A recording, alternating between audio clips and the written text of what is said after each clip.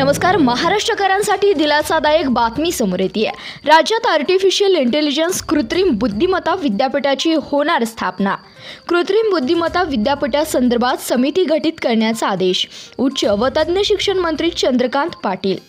28 विकसित भारत 2047 मिशनच्या यशस्वी पूर्ततेसाठी आणि भारताच्या 5 ट्रिलियन अर्थव्यवस्थेच्या दिशेने वाटचालीसाठी शिक्षण आणि तंत्रज्ञान महत्त्वपूर्ण भूमिका महत्त्वाची आहे.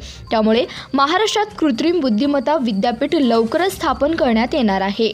यासाठी समिती गठीत करावी अशा सूचना उच्च व तज्ञ शिक्षण मंत्री चंद्रकांत पाटील यांनी दिली आहे. आज मंत्रालयात उच्च व तज्ञ शिक्षण मंत्री चंद्रकांत दादा पाटील, माहिती व तंत्रज्ञान मंत्री आशिष शेलार यांच्या उपस्थितीत आज बैठक पार पडली आहे. या बैठकीत उच्च व तज्ञ शिक्षण विभागाचे अप्पर मुख्य सचिव बी वेणुगोपाल रेड्डी, माहिती तंत्रज्ञान प्रधान सचिव पराग जैन नैनुटिया, उपसचिव अशोक मांडे, तज्ञ शिक्षण संचालक डॉक्टर विनोद मोहितकर, राज्य तज्ञ शिक्षण मंडळाचे संचालक डॉक्टर प्रमोद नाईक, संबंधित अधिकारी उपस्थित होते.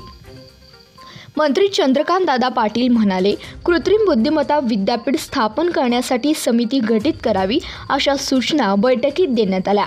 आधुनिक संशोधन, उद्योग आणि तंत्रज्ञान यांच्या साहाय्याने विद्यार्थ्यांना आणि तरुणांना आवश्यक आधुनिक माहिती तंत्रज्ञानाचे आणि जागतिक स्पर्धेत टिकून ठेवणारे ज्ञान उपलब्ध होईल असे विद्यापीठ असावे, असेही मंत्री चंद्रकांत दादा पाटील यांनी यावेळी सांगितले.